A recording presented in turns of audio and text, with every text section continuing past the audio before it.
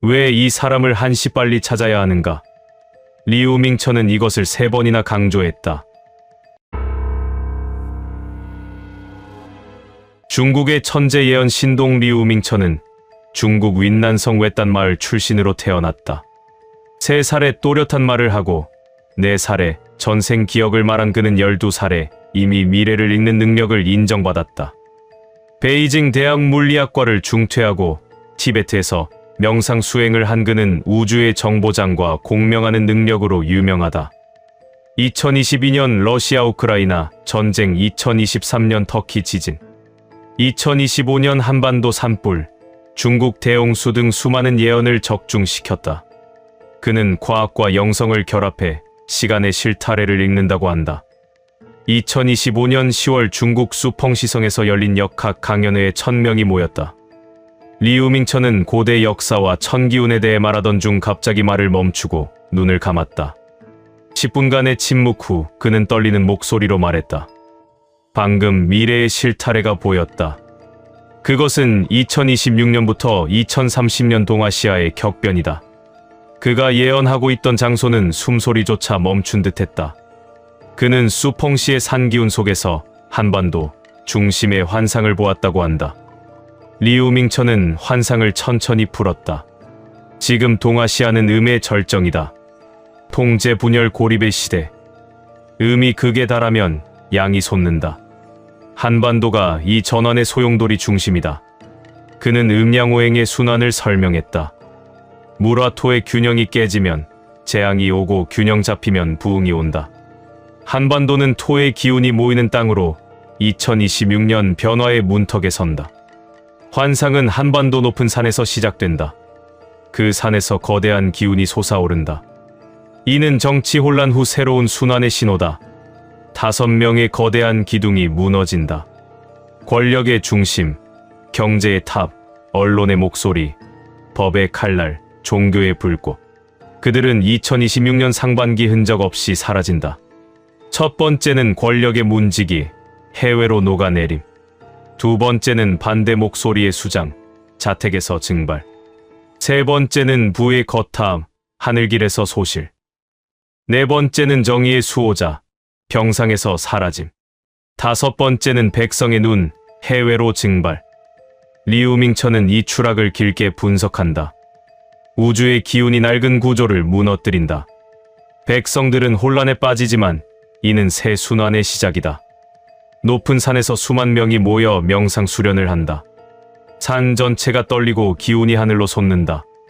그 기운이 전국에 퍼지며 3명의 무너진 자가 깨어난다. 첫 번째, 권력자 죄를 씻고 새 길로. 두 번째, 부의 주인 재물을 나누며 회복. 세 번째, 영적 지도자, 교만 버리고 새 불꽃. 그들은 더 강해져 높은 자리에 오른다. 산의 각성은 한반도 전체를 재탄생시킨다. 한반도의 수많은 영적 공동체가 모인다. 그들은 지도자에게 거대한 물결을 일으킨다. 봄의 거대한 들판 같은 장소에서 수십만 명이 모여 우주의 균형을 외친다. 첫째 날, 땅의 죄를 씻는 명상. 둘째 날, 낡은 구조의 폭로. 셋째 날, 지도자에게 보내는 균형의 서한. 어둠을 걷고 새 기운을 맞으라는 요구다. 수십만 목소리가 동시에 울리며 디지털 창으로 세상에 퍼진다. 지도자는 반발하지만 백성의 물결이 뒤집힌다. 전국 수천 공동체에서 동시 명상 모임이 열린다. 새벽부터 황혼까지 지도자의 마음을 돌이키는 기운이 모인다. 지도자 집 앞에 수천 명이 모여 빛의 상징을 든다. 반대 세력은 새 법안을 추진하고 백성 외침이 수백만 된다. 지도자 주변을 떠나는 속에서 진실을 고백하지만 연합은 더 강한 균형을 요구하게 된다. 이는 권력 싸움이 아니라 우주의 리듬이다. 2026년 가을 한반도에서 미래 싸움의 도구가 탄생한다. 지혜의 탑과 창조 공간에서 빛의 방어 장막이 완성될 것이다. 어둠 꿰뚫는 대화 새떼 같은 날개, 불의 칼날 별 연결 바라봄. 북쪽 검은 구름 동쪽 물결을 꺾는다. 산맥 심장에서 이를 시험하고 새 떼 1000마리가 어둠 속에 화살을 삼키는 듯한 모습과 불의 칼날이 하늘을 가로지르는 모습이 보인다. 바다 건너 동맹과 손잡아 세상에 진정한 강국의 모습을 드러낸다. 동쪽 바다 격돌에서 어둠 속에서 함선을 꺾고 남쪽 섬싸움에서 하늘을 지킨다. 한반도가 세상의 방패가 된다. 리우밍천은 손가락으로 허공에 음양 도형을 그렸다. 한반도 전체에서 마음의 온도가 완전히 뒤집힌다고 말했다. 오랫동안 얼어붙은 북쪽 산맥 너머 땅의 사람들이 갑자기 봄바람처럼 따뜻해진다. 그곳 고립된 마을들에서 사람들이 모여 옛 이야기를 나누기 시작한다. 닫힌 문틈으로 바람이 스며들고 눈물이 흘러내리며 서로의 손을 잡는다.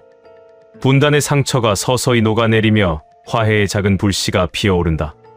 북쪽 사람들이 남쪽의 빛나는 이야기를 보며 창문을 열고 하늘을 올려다본다. 그들의 마음속에 숨겨진 따뜻함이 솟아오르며 오랜 침묵이 깨진다. 반대로 번영의 불꽃으로 뜨거웠던 남쪽 도시와 바다 땅은 갑자기 깊은 겨울 추위에 휩싸인다. 젊은이들의 눈빛에 절망의 안개가 내려앉고 번화한 거리에서 냉소의 얼음이 자라난다. 부유한 자들은 물질의 더위를 버리고 차가운 성찰 속에 갇힌다.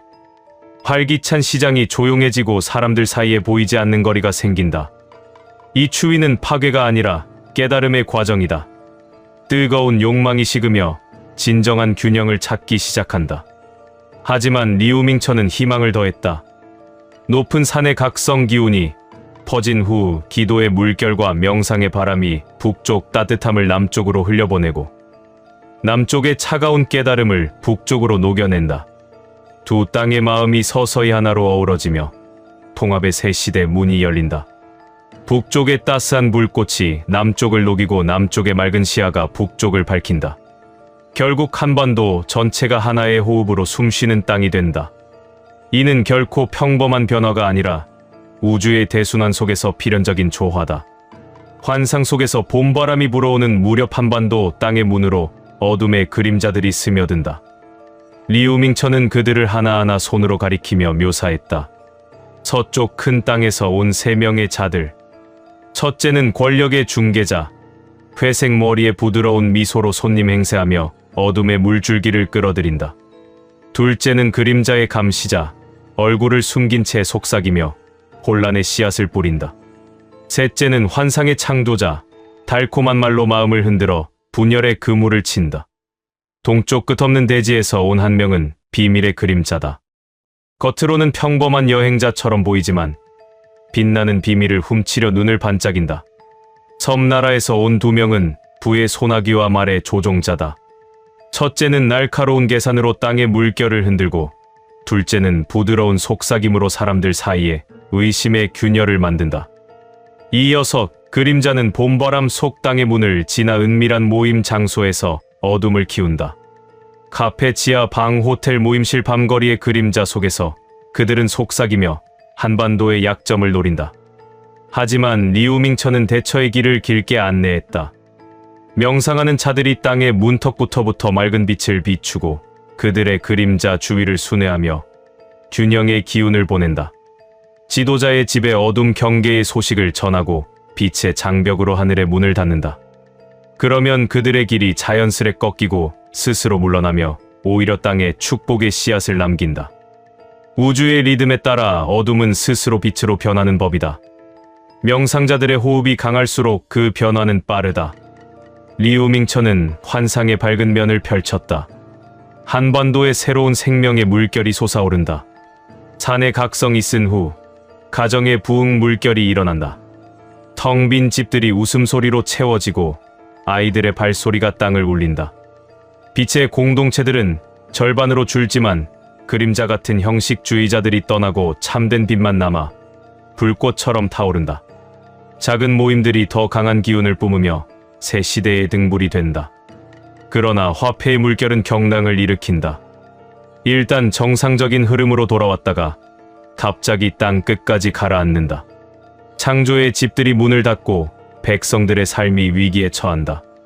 물가가 치솟고 시장이 얼어붙는다. 이 위기를 일으키는 새 지도자가 등장한다. 작은 몸집이지만 하늘 같은 큰 마음, 어두움을 꿰뚫는 깊은 눈빛을 가진 자다. 작은 거인의 빛으로 불리며 그는 땅을 살리고 새 시대의 문을 연다. 겉모습은 작아 보이지만 시야는 세상 끝까지 닿고 결심은 산처럼 굳세다. 그의 손길로 화폐 물결이 안정되고 백성들의 삶이 되살아난다. 리우밍천은 본국 중국을 언급하며 목소리를 낮췄다. 동쪽 거대한 땅에서 겨울 축제가 가장 화려하게 펼쳐진다. 붉은 기가 하늘을 뒤덮고 거대한 광장에서 불꽃이 터지며 수억 명의 환호가 메아리친다. 번쩍이는 도시들에서 연설이 하늘을 찌르고 횃불이 밤을 밝힌다. 하지만 축제 절정에서 기운이 급변한다. 100년 쌓인 체계가 흔들리고 권력 구조가 산산조각난다. 음의 극점에서 양의 바람이 불며 통제의 시대가 자유의 물결로 바뀐다. 중국 백성들이여 혼란 속 절망 말라. 이는 새 중국을 낳는 산고다. 높은 탑에 붉은 깃발이 떨어지고 거리에서 백성 외침이 터질 때 새로운 씨앗이 싹 튼다. 경제 무게가 무너지고 지방들이 깨어나며 젊은이들의 목소리가 세상을 바꾼다. 이 격변은 세상의 파도를 일으키지만 한반도는 그 물결 속에서 중재의 섬이 된다. 섬나라의 축제는 가장 평화롭다. 반짝이는 불빛거리 가족들의 따뜻한 모임 눈꽃 피는 산 평온한 항구. 백성들은 최고의 순간을 즐기고 지도자들은 번영을 자랑한다. 하지만 축제 직후 아무도 예상 못한 자연의 힘에 휩싸인다. 땅 아래 깊은 울림이 시작되고 바다, 물결이 거대하게 솟아오르며 오래 잠든 불의 산이 깨어난다. 검은 재가 하늘을 덮고 땅이 갈라지며 도시가 흔들린다. 높은 탑 기울고 물길길 삼키며 해안 다시 잠김. 진도 9의 떨림과 불기둥 동시 폭발 섬 전체 공포에 빠진다. 처음에는 작은 흔들림으로 치부되지만 화산이 폭발하고 거대한 물결이 밀려오면 사람들은 패닉에 빠질 것이다. 지하로 가는 길들은 막힐 것이고 하늘로 가는 길 또한 닫혀서 관광객들이 그 섬에서 나올 수 없게 될 것이다. 지도자는 비상선언을 준비하나 이는 미흡하여 세상에 거대한 충격을 미치게 되어 경제는 얼어붙게 될 것이다. 하지만 어둠 속 섬 백성들은 점차 다시 일어날 것이고 젊은이들의 용기와 옛 전통의 힘으로 재건하게 되리라. 이들의 정신력은 세상에 놀라움을 안겨줄 것이다. 리우밍천은 강연장 청중을 둘러보며 천천히 말했다. 우주의 순환은 절대 멈추지 않는다. 가장 깊은 겨울 밤일수록 새벽은 가까워진다. 지금 동아시아는 겨울의 절정에 있지만 한반도는 그 중심에서 새벽을 맞이할 것이다. 혼란과 시련은 중심에 앉기 위한 과정일 뿐 견디고 산 기운 받으면 동아시아 새빛 비춘다. 한반도 남쪽 끝, 바다와 산이 맞닿은 그 땅에서 바로 지금 우주의 깊이를 가늠할 수 없는 신동이 태어났다. 리우밍천은 수펑시 강연장에서 환상을 풀며 이 말을 가장 마지막에 목소리를 떨며 했다. 청중들은 숨을 죽였다. 그는 눈을 감고 깊은 호흡을 3번 한 후 천천히 입을 열었다. 이 아이는 평범한 탄생이 아니다. 그의 몸속에는 천지의 모든 기운이 응축되어 있다. 북쪽의 얼음, 남쪽의 불, 동쪽의 땅, 서쪽의 물, 이 네 기운이 한 몸에 모인 것이다. 태어날 때 하늘이 울부짖고 산이 떨렸다고 한다. 그의 울음소리는 산맥을 넘어 바다를 건너 전국에 메아리 쳤을 것이다. 하지만 세상은 아직 모른다. 그 깊이를 가늠할 수 없는 존재가 지금 막 세상에 나왔다. 리우밍천은 이 신동의 탄생을 상징적으로 길게 묘사했다. 남쪽 끝자락 따뜻한 바다와 험준한 산이 만나는 그 땅. 밤하늘이 가장 별이 많고 산기슭에 작은 마을이나 어촌이 있는 곳. 아이의 어머니는 평범한 여인일 수 있다. 어업이나 농사에 종사하는 가정. 하지만 아이가 태어난 순간 방 안이 빛으로 가득 찼고 아이의 눈은 우주의 별처럼 반짝였다. 그의 작은 손가락 하나가 움직일 때마다 공기가 진동하고 시간이 느려지는 듯했다. 이 아이는 3살이 되기도 전에 사람들의 마음을 읽고 미래의 실타래를 풀어낼 것이다. 왜 한시 빨리 찾아야 하는가? 리우밍천은 3번 강조했다. 첫째, 이 신동은 동아시아의 균형을 잡는 열쇠다. 지금 한반도가 정치 혼란과 외국의 어둠의 자들 속에서 흔들리는 이 순간. 신동의 기운이 퍼지면 모든 어둠이 녹는다. 그의 작은 호흡 하나가 산의 각성을 가속하고 영적 연합의 물결을 강화한다. 둘째, 신동을 찾지 못하면 그의 기운이 제대로 발현되지 않아 한반도의 부흥이 지연된다. 우주의 타이밍은 정확하다. 2026년 봄까지 찾아 키워야 새 기술의 완성과 마음 온도 역전이 완벽해진다. 셋째, 신동은 보호가 필요하다. 어둠의 자들이 그의 존재를 감지하면 그를 노릴 수 있다. 평범한 집에서 자라는 그를 지키지 않으면 우주의 선물이 사라질 위험이 있다. 리우밍천은 찾는 방법을 구체적으로 안내했다. 먼저 남쪽 끝 산과 바다, 경계 땅을 주시하라. 작은 어촌이나 산골 마을 아이들 중 눈빛이 남다른 자를 보라. 그 아이는 3살 무렵부터 이상한 말을 하고 꿈에서 미래를 본다고 할 것이다. 동물들이 그 아이 주위에 모이고 바람이 부드럽게 불며 꽃이 계절 밖에서 핀다. 그의 주변에 기운의 장막이 쳐져 있어 평범한 사람들은 접근조차 어렵다. 명상자나 깨달은 자들만 그를 느낄 수 있다. 찾은 후 어떻게 할 것인가? 리우밍천은 길게 설명했다. 그 아이를 산의 명상 공동체로 데려가라. 높은 산 기운 속에서 키워야 그의 힘이 제대로 싹튼다. 영적 수련자들, 명상가들, 역사, 지식인들이 그를 둘러싸야 한다. 아이에게 고대 역학, 천문학, 자연의 순환을 가르치되 강요 말고 자연스럽게 흘러가게 하라. 음식은 산의 열매, 바다의 생선, 깨끗한 샘물만 먹여라. 그의 꿈을 기록하고 별의 움직임을 관찰하게 하라. 10살이 되면 동아시아 전체를 위한 첫 메시지를 전할 것이다. 이 신동의 역할은 상상 이상이다. 그는 정치 혼란을 끝내고 새 지도자를 깨우는 등불이 된다. 5 기둥 추락 후 새 기둥 부활을 주관하고 영적 연합의 대동원을 뒷받침한다. 새 기술 개발 시 그의 직관이 핵심 아이디어를 준다. 마음의 온도 역전뿐만 아니라 북쪽의 따뜻함과 남쪽의 차가움의 균형을 잡는다. 외국 어둠의 인물들을 물리치는 그의 순수한 기운은 빛의 장벽 그 자체다. 화폐 위기 속 작은 거인 지도자와 만날 때 비로소 통합의 새벽이 밝는다. 리우밍천은 경고했다. 신동을 찾지 못하면 한반도의 변화가 5년 늦어진다.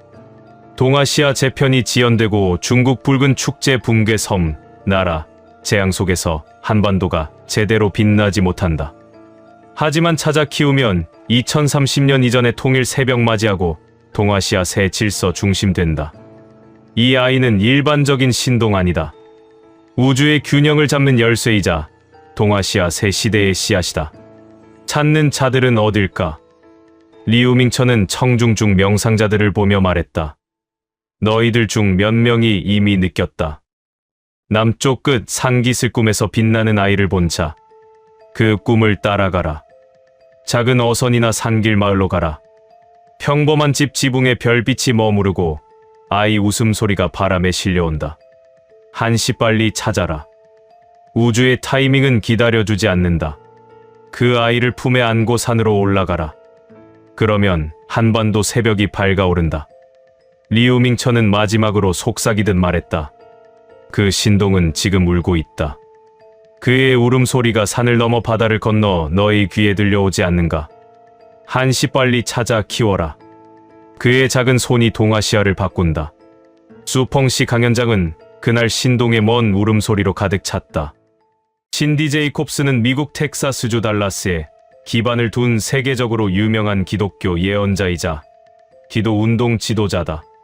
1951년생인 그녀는 국제기도 네트워크를 설립해 국가 지도자들과 협력하며 전 세계 정치 사회 사건을 영적으로 해석하고 기도로 영향을 미쳐왔다. 그녀는 1990년대부터 예언의 사도로 불리며 이라크 전쟁, 코로나 팬데믹 등 주요 사건들을 미리 예언한 것으로 알려져 있다. 특히 부시 대통령 오바마 행정부 시절 백악관을 방문하고 아프리카, 남미 국가 지도자들과 만난 그녀의 활동은 전설적이다. 신디 제이콥스와 한국의 인연은 매우 깊다. 2000년대 초반부터 한국을 아시아의 영적 불꽃으로 부르며 수차례 방문했다. 2012년 서울 여의도 순복음교회에서 개규모 기도회를 인도하며 한국이 통일의 불을 지필 것이라고 선언했고 2018년 평창올림픽 무렵 한반도에서 평화의 바람이 불 것이라고 예언에 주목받았다. 그녀는 한국 교회 지도자들과 정기적으로 화상통화하며 한국의 기도가 세계를 변화시킨다고 강조한다. 2025년 현재도 한국 기도 네트워크와 협력 중이며 최근 한국 정치 혼란 속에서 하나님의 심판과 회복 메시지를 전해왔다. 그녀의 한국 사랑은 단순한 관심이 아니라 하나님께서 한국을 특별히 선택하셨다는 확신에서 나온다. 이번 예언은 그녀의 한국 사랑과 40년 예언 경력의 집대성이다. 신디는 텍사스 기도회에서 3시간 넘게 이 예언을 풀어냈으며 한국 교회여 이 말을 기록하고 기도하라 시간이 얼마 남지 않았다고 강조했다.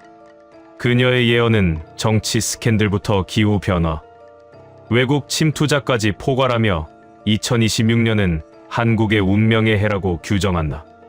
한국에 곧 국민들이 받아들이기 어려운 허무맹랑한 사건이 정치적으로 일어난다. 신디는 가장 먼저 충격적인 정치 스캔들을 예언한다. 하나님께서 말씀하시기를 한국에 곧 국민들이 받아들이기 어려운 허무맹랑한 사건이 일어난다 하시느니라. 그것은 2026년 상반기 국회나 대통령실에서 터져나올 것입니다.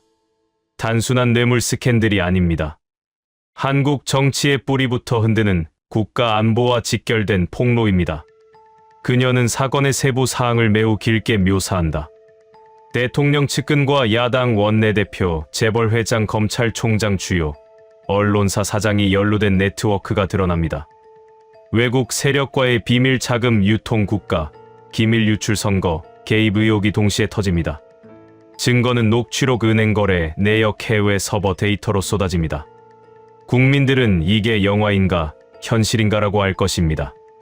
언론은 가짜 뉴스라고 부정하지만 법원이 영장 발부하고 특검팀이 출동합니다. 스캔들의 여파를 상세히 그린다. 총 5명의 거물급 지도자들이 흔적도 없이 사라집니다. 첫 번째는 대통령 비서실장급 인사해외로 도주하다 추적 차단. 두 번째는 야당 핵심 의원 자택에서 실종 유서 없이 사라짐. 세 번째는 대기업 총수 비행기 추락 사고로 위장된 실종. 네 번째는 고위 검사 병원 이송 중 증발. 다섯 번째는 언론사 오너 갑작스러운 해외 출국 후 행방불명. 한국 사회는 패닉에 빠집니다. 주식 폭락, 여론 분열, 시위대 거리로 쏟아집니다. 신디는 영적 의미를 강조한다. 이것은 사탄의 세력이 한국을 무너뜨리려는 공격입니다. 하지만 하나님의 심판입니다. 부패한 열매를 쳐내시는 것입니다. 국민들은 충격받지만 이 과정을 통해 한국 정치가 정화됩니다. 특검이 청산하고 새 지도자들이 등장합니다. 한국의 어느 산에서 너무나 큰 영적인 기운이 발하여 3명의 인물을 잘못해서 돌이키고 다시 높은 자리로 올려보낼 것. 암울한 예언 속 희망의 빛이다. 하나님께서 말씀하시기를 한국의 높은 산에서 너무나 큰 영적 기운이 발하여 스캔들로 몰락한 3명의 인물을 회개시키고 다시 세울 것이라 하시느니라. 신디는 산을 구체적으로 지목한다. 한라산 정상이나 지리산 바위 틈 백두산 천지입니다.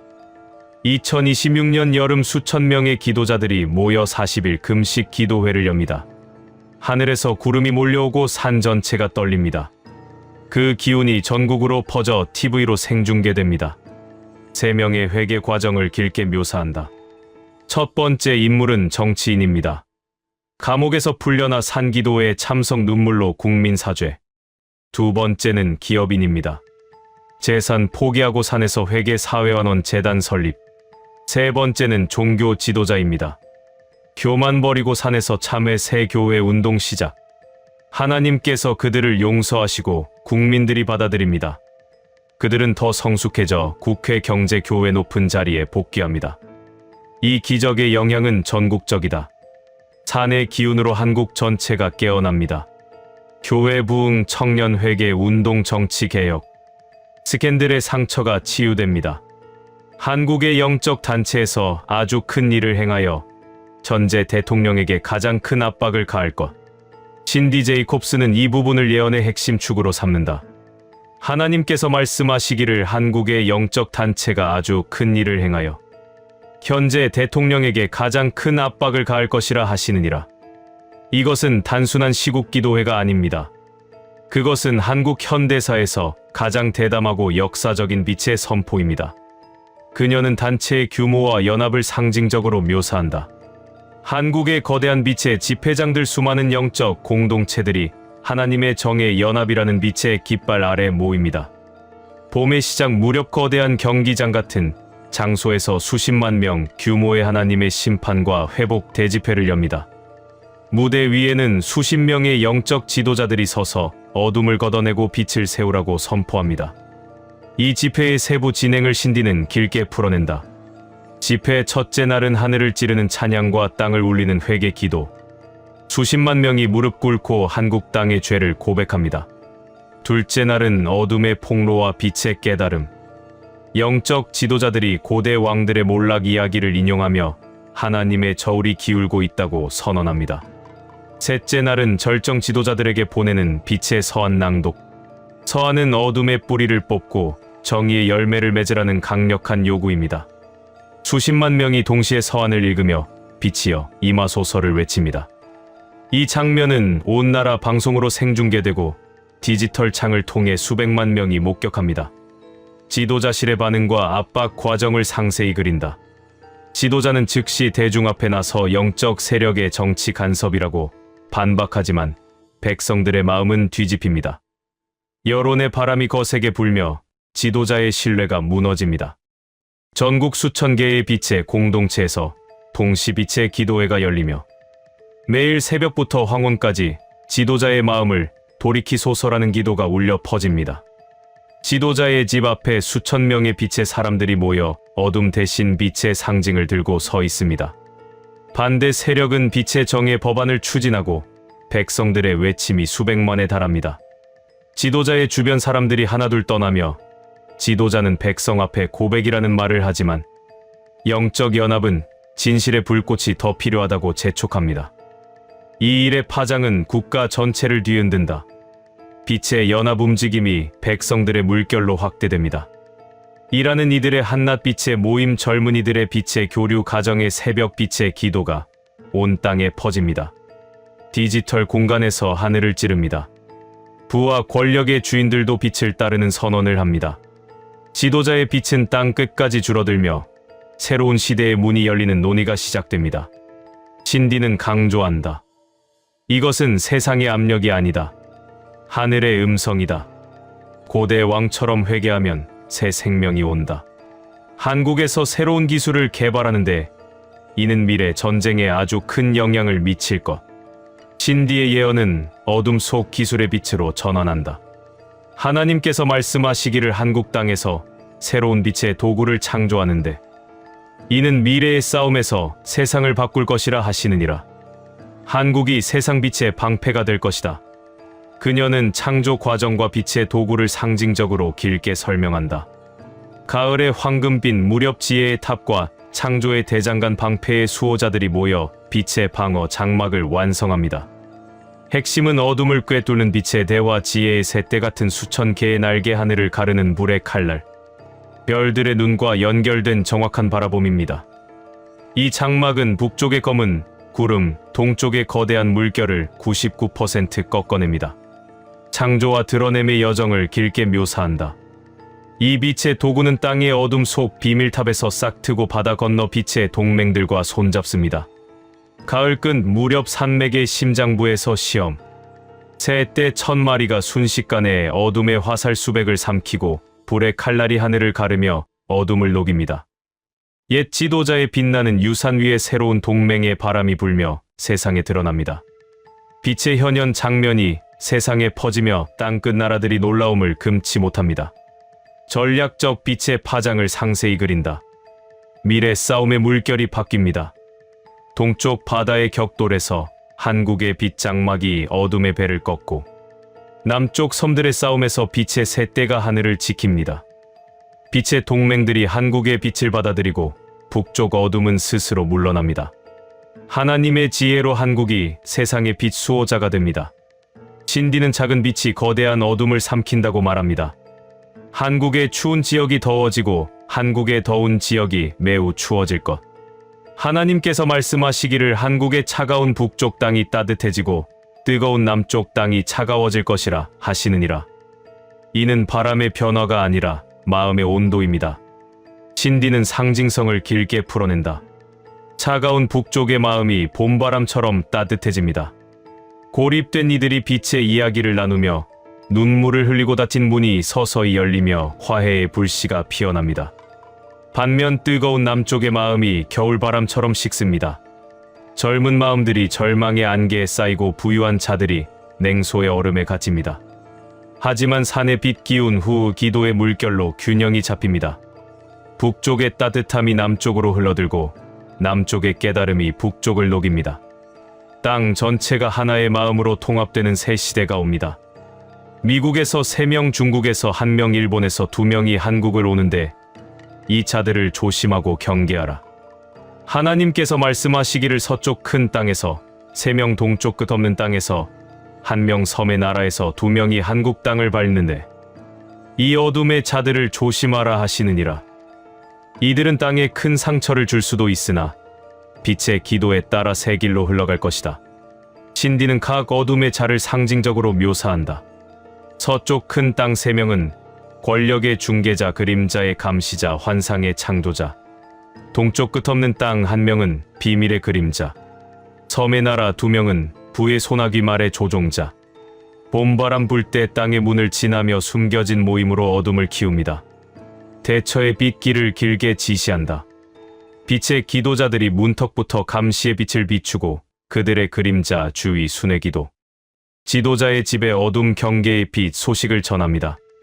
빛의 장벽으로 하늘의 문을 닫으면 길이 꺾이고 스스로 물러나며 오히려 땅에 축복의 씨앗이 됩니다. 한국의 출산율이 다시 올라갈 것, 한국의 교회가 절반 이하로 줄어들 것. 하나님께서 말씀하시기를 한국 땅에 새 생명 물결이 다시 솟아오를 것이라 하시느니라.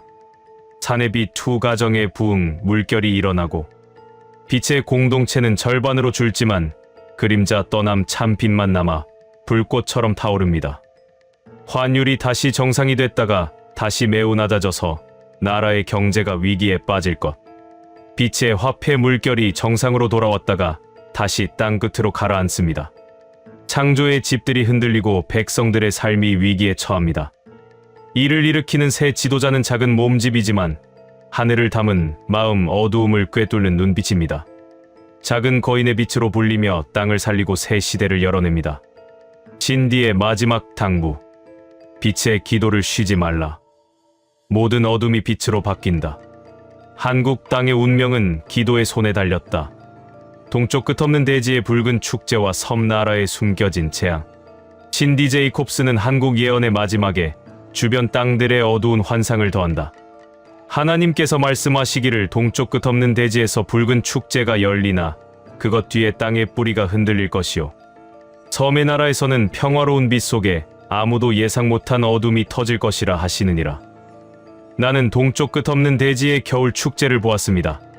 붉은 깃발이 하늘을 덮고 거대한 광장에서 불꽃이 타오르며 수백만 명이 모여 영원한 통합을 외칩니다. 이 붉은 축제는 표면적으로 화려합니다. 번쩍이는 도시들에서 불꽃놀이가 터지고 거대한 연설이 하늘을 찌릅니다. 하지만 하나님은 말씀하시기를 이 붉은 빛은 경고의 불꽃이다.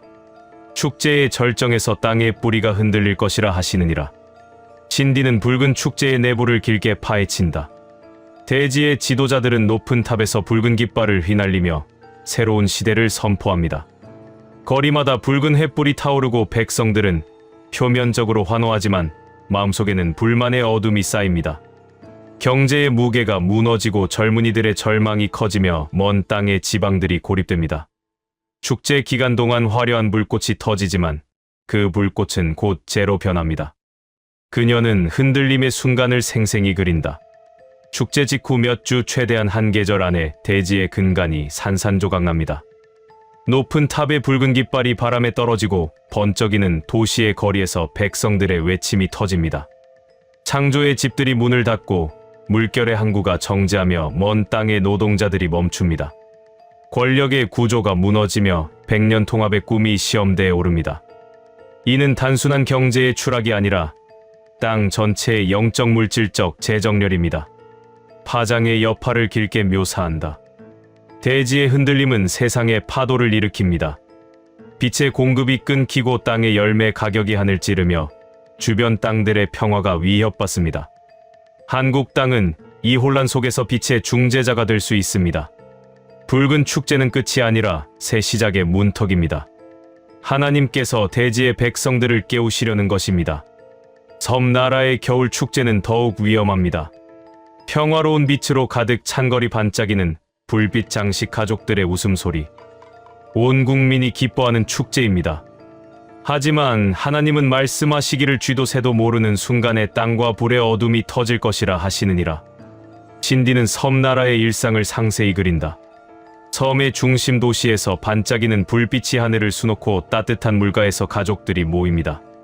산의 눈꽃이 아름답고 항구는 평화롭습니다. 백성들은 최고의 축제라고 나누며 지도자들은 번영의 해를 자랑합니다. 아무도 예상하지 못한 평화 속에 모든 것이 고요합니다. 폭발의 순간을 극적으로 묘사한다. 축제 직후 아무도 지켜보지 않던 땅 아래에서 지진의 울림이 시작됩니다. 바다의 물결이 거대하게 일어나 섬을 덮고 오래 잠든 불의 산이 깨어납니다. 검은 재가 하늘을 가리고 땅이 갈라지며 도시가 흔들립니다. 높은 탑들이 기울고 물길이 길을 삼키며 먼 해안이 다시 물에 잠깁니다. 진도 9의 떨림과 물의 기둥이 동시에 터지며 섬 전체가 공포에 휩싸입니다. 재앙의 규모와 반응을 길게 풀어낸다. 처음에는 작은 흔들림으로 치부되지만 불의 산이 폭발하고 물결이 밀려오면 공포가 퍼집니다. 지하 길이 막히고 하늘 길이 닫히며 관광객들이 갇힙니다. 지도자들은 비상선언하지만 준비되지 않은 땅입니다. 세상에 충격을 주며 섬의 경제가 얼어붙습니다. 하지만 이 어둠 속에서 섬 백성들은 다시 일어납니다. 젊은이들의 용기 옛 전통의 힘으로 재건합니다. 신디는 두 예언을 한국과 연결한다. 동쪽 대지의 붉은 축제 붕괴와 섬나라에 숨겨진 재앙이 동시에 옵니다. 이 두 어둠이 한국 땅의 내빛과 만나 세상 물결을 바꿉니다. 한국이여 주변 땅의 흔들림 속에서 빛의 등불이 되라. 붉은 깃발이 떨어지고 불의 산이 터질 때 한국의 산기운과 빛의 기술이 세상을 구합니다. 신디는 두 예언을 통합한다. 기도하라. 주변 땅의 어둠이 한국의 빛을 더 밝히는 도구가 된다. 2025 겨울 축제는 끝이 아니라 새 빛의 시작이다. 모든 어둠이 빛으로 바뀐다. 한국 땅의 운명은 기도의 손에 달렸다. 야, 너 이거 들었어? 브랜든 빅스. 그 미국 예언자 아냐? 크리스마스에 한국에 4마리 사자가 온대. 사자. 무슨 소리야? 아니, 상징이래. 북쪽에서 뻐꾸기가 날아온대. 평양상공 지나서. 뻐꾸기. 겨울에? 그게 뭐야? 마지막이 제일 충격적임. 한반도 남쪽 끝에서 기이한 신동 탄생한다나? 크리스마스 새벽에 울음소리 내면 신동. 크리스마스에? 내 방향의 사자들이 크리스마스에 한반도에서 만난다던데. 2025 크리스마스 진짜 오는 거 아니야? 미국 캘리포니아주에 사는 58세의 영적 지도자. 브랜든 빅스는 미국의 신보수 기독교 커뮤니티에서 가장 신비로운 예언가 중 한 명이다. 그는 2015년부터 세계 여러 지역의 미래를 언급해왔으며 많은 추종자들이 그의 말을 하나님의 직접적인 환상으로 받아들인다. 브랜든의 예언은 다른 예언가들과 달리 매우 시적이고 상징적이다. 그는 동물, 색채, 자연 현상을 통해 미래를 표현하며 특히 방향성에 집착한다. 북쪽, 남쪽, 동쪽, 서쪽에서 오는 사자들, 이 네 방향의 움직임이 세계 역사를 바꾼다고 믿는다. 브랜든이 한국에 처음 관심을 가진 것은 2020년이었다. 그는 한반도의 남쪽에서 기이한 빛이 피어오를 것이라고 말했는데 한국의 K방역 성공과 맞아떨어졌다. 2022년에는 북쪽의 문이 열리고 남쪽의 불이 타오를 것이라고 예언했고 2024년 한반도 긴장 고조 시기에 주목받았다. 2025년 12월 초 브랜드는 크리스마스 시즌에 관한 가장 구체적인 환상을 공개했다. 이 환상은 북쪽에서 오는 뻐꾸기, 남쪽에서 오는 불의 요정, 동쪽 넓은 땅에서 오는 땅거미, 그리고 한반도 남쪽에서 태어나는 기이한 신동에 관한 것이었다. 그는 이 환상이 크리스마스의 진정한 의미를 재정의할 것이라고 강조했다. 브랜든의 환상은 단순한 비전이 아니다. 그는 매일 새벽 3시부터 5시까지 명상하며 노트에 그림과 단어를 빼곡히 적는다. 그의 노트는 수백 페이지에 달하며 한반도 지도가 반복적으로 등장한다. 북쪽 설원, 남쪽 바다, 동쪽 대륙, 그리고 남단의 작은 섬. 이 네 지점이 크리스마스에 연결된다고 그는 믿는다. 하나님은 방향을 통해 말씀하신다. 북쪽은 얼음의 각성, 남쪽은 불의 정화, 동쪽은 땅의 재편, 남단은 새 생명의 탄생이라고 그는 말한다. 브랜든 빅스는 자신의 환상을 이렇게 시작했다고 전해진다. 기도 중에 나는 내 방향에서 오는 소리를 들었습니다. 북쪽에서는 날카로운 울음소리, 남쪽에서는 타오르는 불꽃 소리, 동쪽에서는 땅이 갈라지는 소리, 그리고 남쪽 끝에서는 아기 울음소리가 들렸습니다. 이 네 소리가 크리스마스에 한반도에서 만나게 될 것입니다. 이 표현은 브랜든의 전형적인 스타일이다. 그는 방향을 통해 우주적 에너지를 읽는다. 북쪽은 얼어붙은 운명, 남쪽은 불타는 변화, 동쪽은 넓은 땅의 힘, 서쪽은 바다의 심판으로 본다. 이번 환상에서 서쪽은 조용하지만 세 방향의 움직임이 한반도 남쪽에 신동을 깨운다고 한다. 브랜드는 이 네 사자가 크리스마스의 한반도를 중심으로 모인다고 강조한다. 이것은 우연이 아니다. 하나님의 시간표다. 크리스마스는 예수님의 탄생일이지만 한반도 남쪽에서는 새로운 메시아적 탄생의 날이 될 것이다. 브랜든이 가장 먼저 본 것은 북쪽에서 날아오는 뻐꾸기였다. 나는 눈 덮인 산맥 너머 차가운 바람 속에서 뻐꾸기가 날아오는 것을 보았습니다. 그 새는 평범한 새가 아닙니다. 그 새의 울음소리는 시간을 깨우는 시계입니다. 뻐꾸기는 크리스마스 아침 백두산 근처 설원에서 출발해 남쪽으로 날아옵니다. 뻐꾸기는 전통적으로 시계 속에서 나와 시간을 알리는 새다. 브랜드는 이를 북한의 얼어붙은 시간이 깨어나는 신호로 본다. 북쪽은 오랫동안 멈춰있던 시간입니다. 전쟁, 분단, 고립의 역사. 70년 넘게 얼어붙은 운명이 크리스마스에 녹기 시작합니다. 뻐꾸기에 부리는 검고 날카로우며 눈은 붉게 빛납니다. 그 새가 평양 상공에 도착하면 북쪽에서 예상치 못한 변화가 시작됩니다. 브랜드는 이 변화의 세부 사항을 길게 묘사한다. 뻐꾸기가 날아오는 길에는 철조망과 감시탑이 보입니다. 새가 그 위를 지나 남쪽으로 향할 때 북쪽의 사람들이 하늘을 올려다봅니다. 그 순간 리더십 변화나 대화의 문이 열립니다. 크리스마스에 뻐꾸기가 한반도 중앙 상공에 도착하면 남북 정상회담이나 비밀 협상이 시작될 수 있습니다.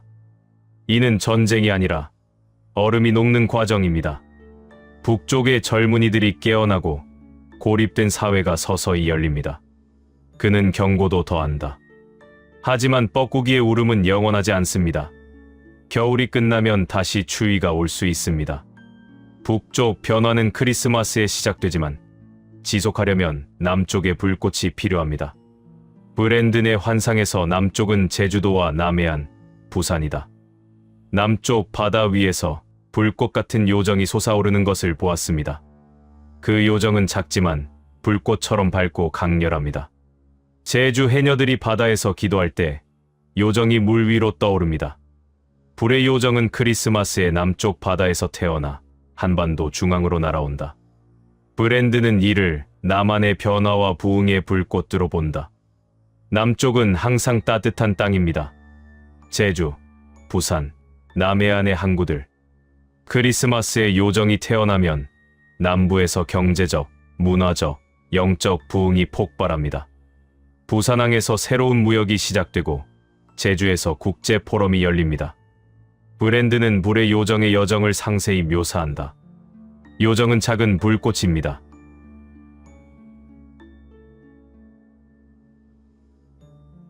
남쪽의 불꽃이 북쪽의 얼음을 녹이는 역할을 합니다. 그는 상징성을 깊게 파고든다. 요정의 불은 타오르지만 파괴하지 않습니다. 오히려 어둠을 밝히고 길을 인도합니다. 크리스마스에 남쪽 불꽃이 타오르면 한국 남부가 세계 기술 문화 중심이 됩니다. 삼성, 현대의 혁신이 가속되고 K 콘텐츠가 세계를 정복합니다. 동쪽 넓은 땅에서 오는 땅거미, 대지의 재편과 국제 그물.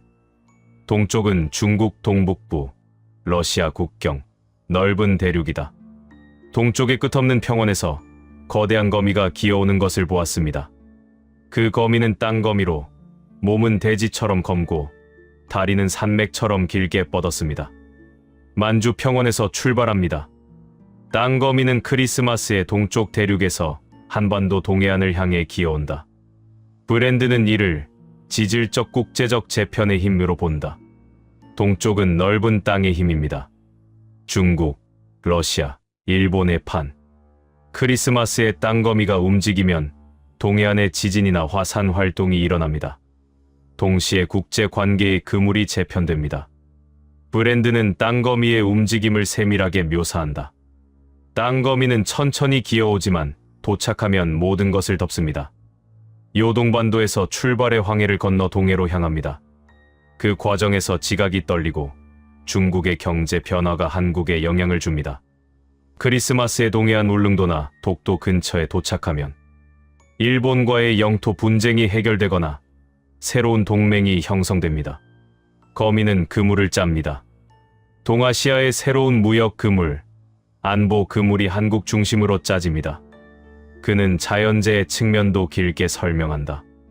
땅거미의 다리가 땅을 찌를 때 포항이나 경주에 지진이 옵니다. 이는 파괴가 아니라 대지의 재정렬입니다. 동쪽 힘으로 한반도가 안정됩니다. 환상의 절정은 한반도 남쪽 끝, 제주도나 남해안이다. 남쪽 바다 끝, 작은 섬에서 기이한 아기가 태어나는 것을 보았습니다. 그의 몸은 빛나고 눈은 별처럼 반짝입니다. 크리스마스 새벽에 울음소리가 울립니다. 신동은 크리스마스에 태어난다. 브랜드는 이를 한국의 메시아적 탄생으로 본다. 신동은 평범한 아기가 아닙니다. 그의 등 뒤에 네 사자의 그림자가 서 있습니다. 뻐꾸기, 요정, 거미의 힘을 흡수합니다. 브랜드는 신동의 삶을 길게 상상한다. 신동은 섬에서 자랍니다. 10대의 영적 각성을 하고 20대의 한국을 깨웁니다. 북쪽 변화, 남쪽 부흥, 동쪽 재편을 이끕니다. 2030년대의 아시아 통합의 지도자가 됩니다. 그의 빛은 세계를 밝힙니다. 내 사자는 크리스마스에 한반도에서 만난다. 뻐꾸기가 평양 상공, 요정이 서울, 거미가 동해안에 도착할 때 신동이 울음소리를 냅니다. 내 에너지가 충돌하며 한반도가 재탄생합니다. 브랜드는 이 만남의 결과를 상세히 묘사한다. 통일 논의가 시작되고 경제 부흥이 일어나며 국제 동맹이 형성됩니다. 크리스마스는 한국의 두 번째 탄생일입니다. 브랜든 빅스는 크리스마스 환상에서 한반도뿐 아니라 주변국들의 움직임도 보았다고 전해진다. 특히 중국에 관한 그의 예언은 매우 불길하다. 나는 중국의 크리스마스를 보았습니다. 그것은 붉은 크리스마스입니다. 빨간색이 모든 것을 덮는 크리스마스. 브랜드는 이를 상세히 설명한다. 중국의 크리스마스는 서구식 축제가 아닙니다. 그곳의 크리스마스는 공산주의의 붉은 깃발, 혁명의 상징, 권력의 색채로 물들어 있습니다. 2025년 크리스마스, 베이징의 천안문 광장과 상하이 번화가에서 붉은 불빛이 타오릅니다.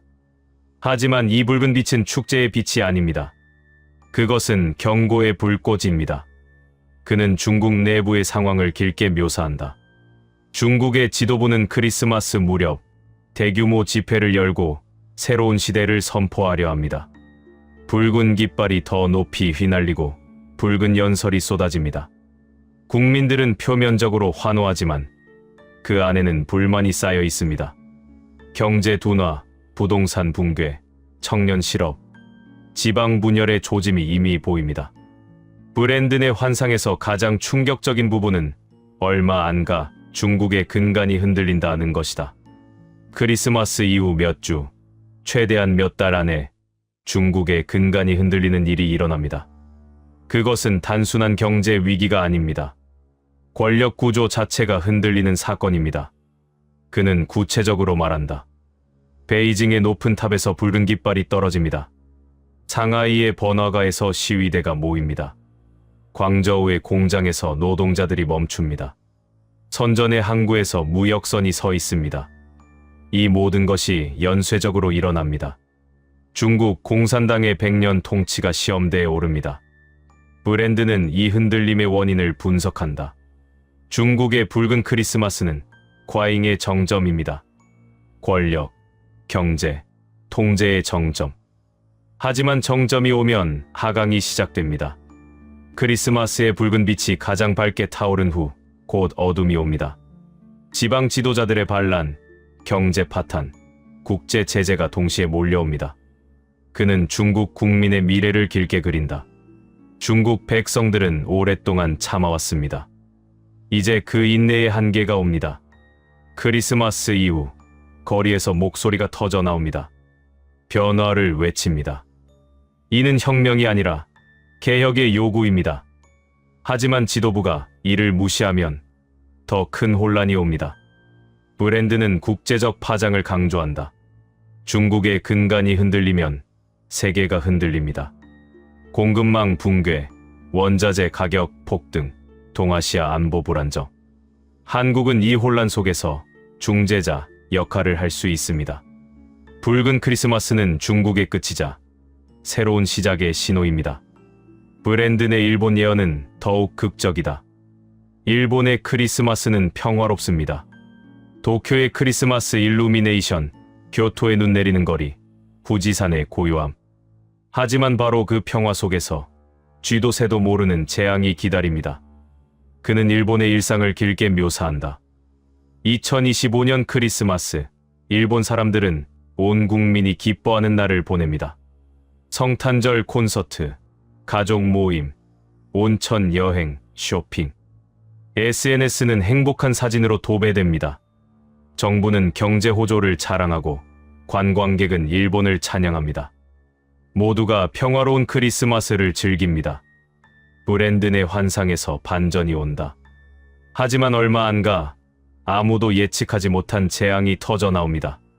지진과 화산이 동시에 폭발합니다. 쥐도 새도 모르는 타이밍에 온 국민이 기뻐하던 그 순간 직후에 그는 재앙의 세부 사항을 상세히 그린다. 도쿄만에서 지진이 옵니다. 진도 8.5, 고층 빌딩이 흔들리고 신칸센이 멈춥니다. 동시에 후지산이 깨어납니다. 수백 년 만의 대분화. 검은 화산재가 도쿄 하늘을 덮습니다. 쓰나미가 간토 평야를 강타합니다. 센다이, 후쿠시마, 도호쿠 해안이 다시 물에 잠깁니다. 브랜드는 타이밍을 강조한다. 가장 무서운 것은 예측 불가능성입니다. 일본의 지진학자들은 난카이 트로프를 경고하지만 이번은 다른 곳입니다. 아무도 예상하지 못한 해역, 아무도 주시하지 않던 화산. 온 국민이 크리스마스 기쁨에 젖어 있을 때 갑자기 옵니다. 그는 일본 사회의 반응을 길게 묘사한다. 처음에는 여진으로 치부합니다. 하지만 화산재가 내리고 지진이 연속되면 공포가 퍼집니다. 도쿄 메트로가 마비되고 나리타 공항이 폐쇄됩니다. 온천 관광객들은 발이 묶입니다. 정부는 비상사태를 선포하지만 준비되지 않은 상태입니다. 브랜드는 국제적 여파를 분석한다. 일본 재앙은 한국에 직접 영향을 줍니다. 쓰나미가 남한 동해안을 위협하고 경제 충격파가 옵니다. 하지만 동시에 기회입니다. 한국이 일본에 원조를 보내며 동아시아 리더십을 잡습니다. 그는 일본의 회복을 희망적으로 본다. 일본은 재앙 속에서 다시 일어납니다. 젊은이들이 앞장서고 전통이 되살아납니다. 쥐도 새도 모르는 재앙이 일본을 더 강하게 만듭니다. 브랜드는 중국과 일본 예언을 한반도와 연결한다. 중국의 붉은 크리스마스는 내부 붕괴를, 일본의 평화로운 크리스마스는 외부 재앙을 가져옵니다. 이 두 혼란이 한반도의 내 사자와 만나 동아시아를 재편합니다. 그는 길게 결론짓는다. 크리스마스는 축제입니다. 하지만 동아시아에서는 대변화의 시작입니다. 중국의 붉은 깃발이 떨어지고 일본의 화산이 터지며 한반도의 신동이 태어납니다. 이는 하나님의 계획입니다. 아비냐 아난드가 가장 최근에 포스팅한 게시물에 따르면 2025년 11월 말 매우 특별한 명상에 들어갔다고 전해진다.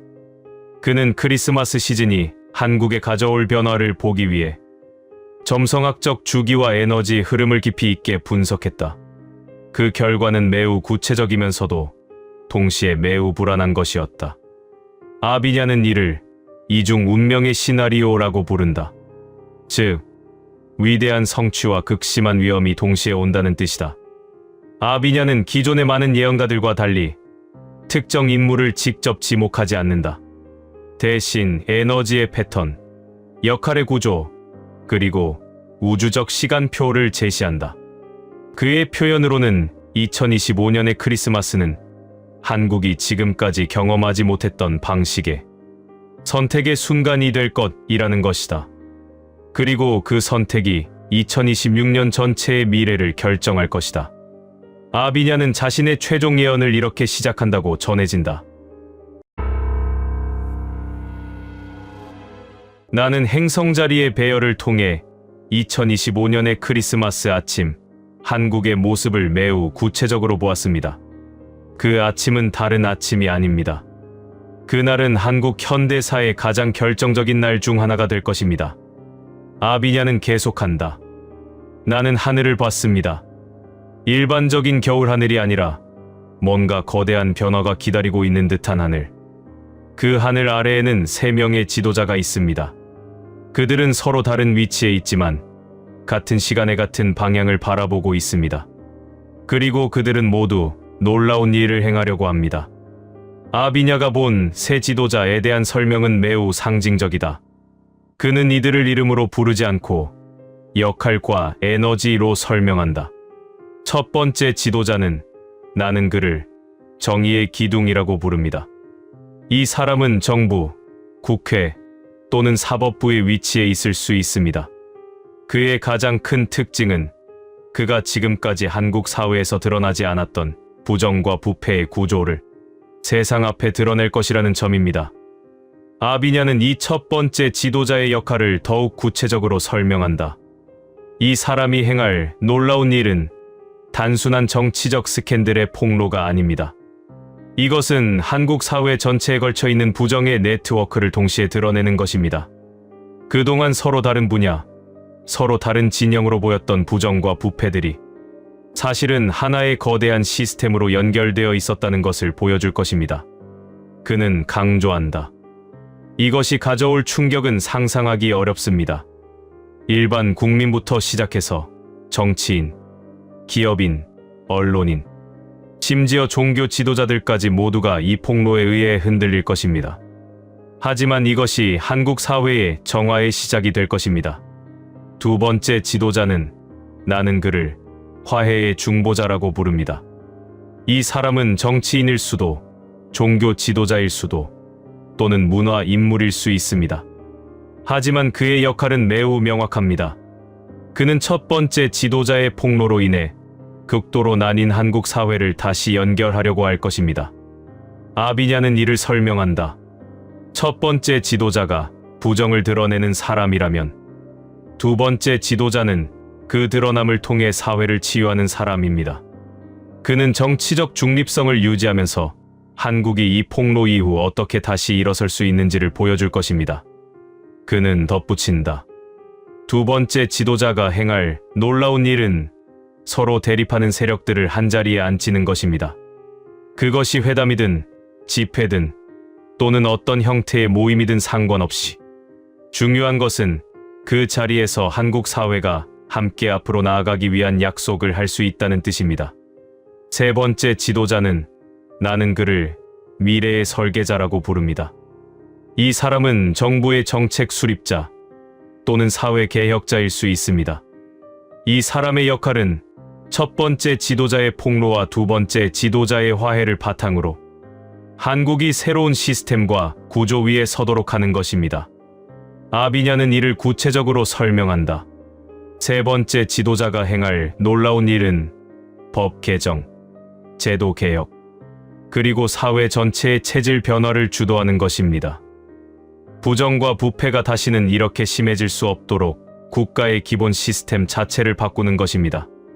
그는 강조한다. 이 세 번째 지도자가 없다면 첫 번째와 두 번째 지도자의 노력은 일시적인 것으로 끝날 것입니다.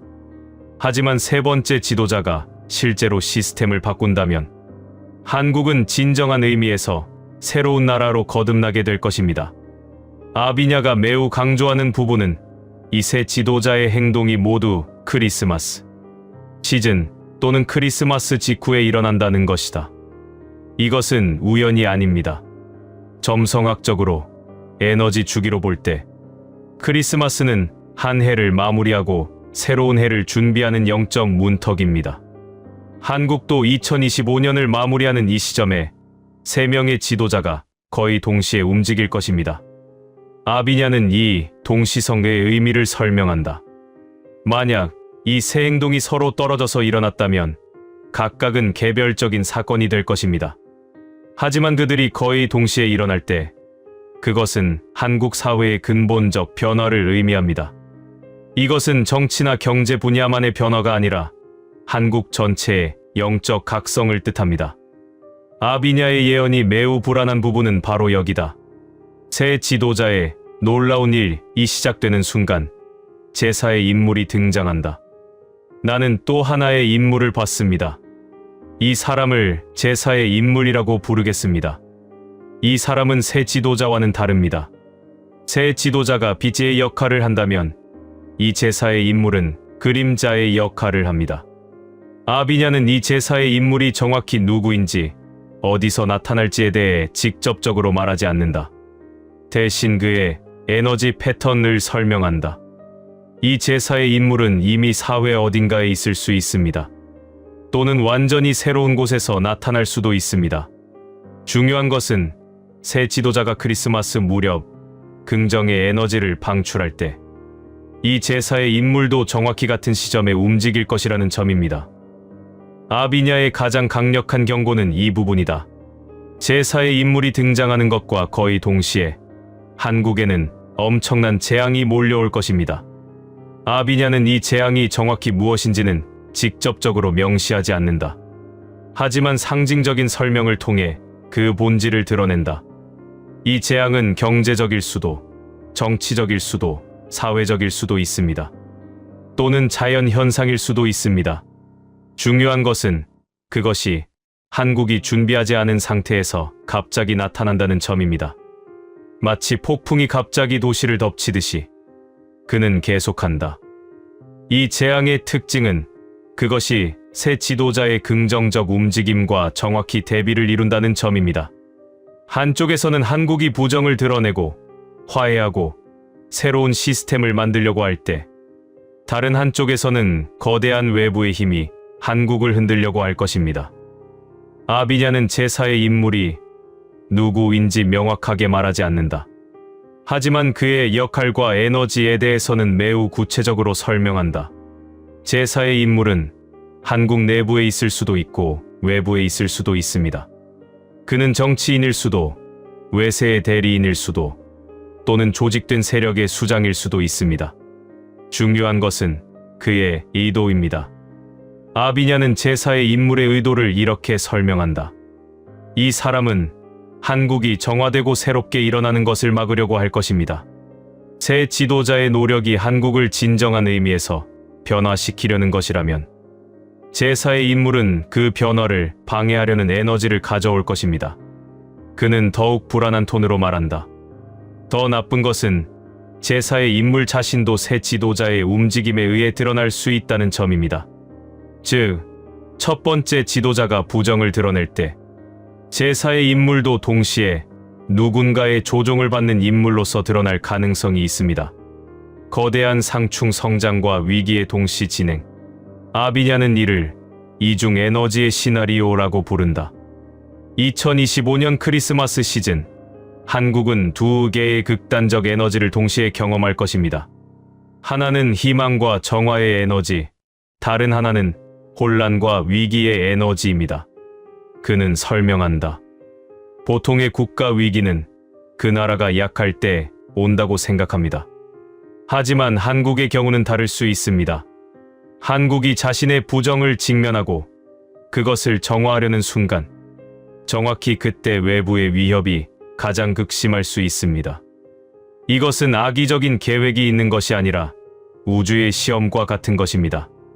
아비냐는 2026년이 어떻게 전개될 것인지에 대해 말한다. 크리스마스의 새 지도자와 제사의 인물의 충돌은 2026년으로 이어질 것입니다. 그리고 2026년 전반은 세 가지와 하나가 싸우는 과정이 될 것입니다. 그는 계속한다. 만약 새 지도자의 연합이 제사의 그림자를 이겨낸다면 한국은 진정한 의미에서 새로운 나라로 거듭날 것입니다. 하지만 만약 제사의 인물과 그 배후 세력이 이 정화의 과정을 효과적으로 방해한다면 한국은 다시 혼란에 빠질 수 있습니다. 아비냐는 한국이 구체적으로 조심해야 할 것들을 나열한다. 첫 번째 위험, 새 지도자의 분열. 새 지도자가 서로 다른 방향을 바라보기 시작할 수 있습니다. 첫 번째 지도자의 폭로가 자신의 진영에도 피해를 입히면 그 진영이 방어에 나설 것입니다. 두 번째 지도자의 화해 시도가 어떤 진영에는 배신으로 보일 수 있습니다. 세 번째 지도자의 개혁 시도가 너무 급진적이어서 반발에 부딪힐 수 있습니다. 아비냐는 경고한다. 만약 이 세 지도자가 서로 싸우게 된다면 제사의 그림자는 그 틈을 노릴 것입니다. 국민도 다시 진영으로 나뉠 것이고 정화의 과정은 중단될 것입니다. 두 번째 위험, 외부 위협의 증가. 제사의 인물의 등장과 함께 한국 국내의 부정과 부패에 대한 폭로가 국가 안보와 엮일 수 있습니다. 또는 국제 관계에서 한국의 입지가 약해질 수 있습니다. 이를 악용하여 외부 세력이 한국에 압박을 가할 수 있습니다. 아비냐는 이를 설명한다. 중국, 북한, 일본, 심지어 미국까지도 한국의 내부 갈등을 이용하려 할 수 있습니다. 이것이 바로 제사의 그림자가 재앙을 가져오는 방식일 수 있습니다. 세 번째 위험, 심리적 패배감.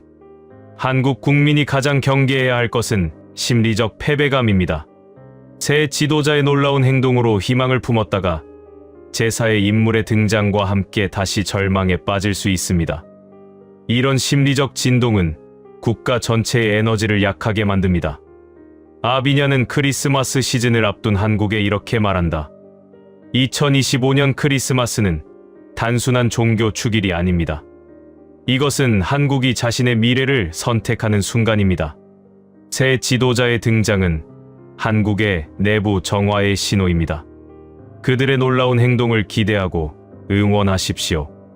그는 계속한다. 하지만 동시에 제사의 그림자를 경계하십시오. 그것은 매우 구체적일 수도 있고 매우 미묘할 수도 있습니다. 외부의 위협이 될 수도 있고 내부의 저항이 될 수도 있습니다. 중요한 것은 그 그림자가 나타날 것을 이미 알고 있다는 점입니다. 그는 마지막으로 이렇게 말한다. 한국은 이중 시험을 맞이합니다. 한편으로는 정화와 개혁의 기회가 있고 다른 한편으로는 큰 위기의 가능성이 있습니다. 이 두 가지를 동시에 잘 헤쳐나간다면 2026년의 한국은 진정한 의미에서 새로운 나라로 거듭날 것입니다. 하지만 한쪽에만 집중하거나 한쪽을 간과한다면 한국은 다시 혼란에 빠질 수 있습니다. 새 지도자와 제사의 그림자의 의미. 아비냐는 이 네 인물의 등장이 순수히 정치적 의미만을 가지는 것이 아니라고 강조한다. 이들은 사실 한국 사회의 무의식적 욕망의 구현입니다. 정의를 원하고 화해를 원하고 개혁을 원하면서도 동시에 그 변화를 두려워하는 한국인들의 내면이 이 네 인물의 형태로 나타나는 것입니다. 그는 설명한다. 새 지도자는 한국이 되고 싶은 모습이고 제사의 그림자는 한국이 여전히 남아있는 옛 모습을 나타냅니다. 이 둘의 충돌은 결국 한국 자신과의 싸움입니다. 아비냐의 최종 예언은 이것이다. 크리스마스 이후 한국은 변할 것입니다. 하지만 그 변화는 일직선의 진보가 아니라 나선형의 상승이 될 것입니다.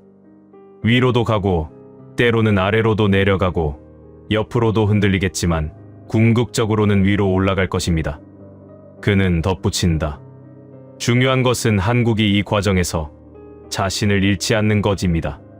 새 지도자의 정화가 너무 급진적이어서 한국의 근본을 흔들어서도 안 되고 제사의 그림자의 저항이 너무 강해서 변화를 완전히 막아서도 안 됩니다. 균형입니다. 우주적 균형. 아비냐는 마지막으로 이렇게 말한다고 전해진다. 크리스마스는 예수님의 탄생을 기념하는 날이기도 하지만 동시에 새로운 생명의 탄생을 상징하는 날입니다. 한국도 2025년 크리스마스에 새로운 생명으로 태어나려고 합니다. 새 지도자는 그 출산의 산파 역할을 할 것이고 제사의 그림자는 그 출산을 방해하려는 수축의 고통이 될 것입니다. 그는 계속한다. 하지만 기억하십시오. 출산의 고통이 클수록 태어나는 생명도 더욱 강하고 건강합니다. 한국이 이 고통을 통과하면 그 이후의 한국은 지금까지와 완전히 다를 것입니다. 그의 가장 마지막 말은 이것이다.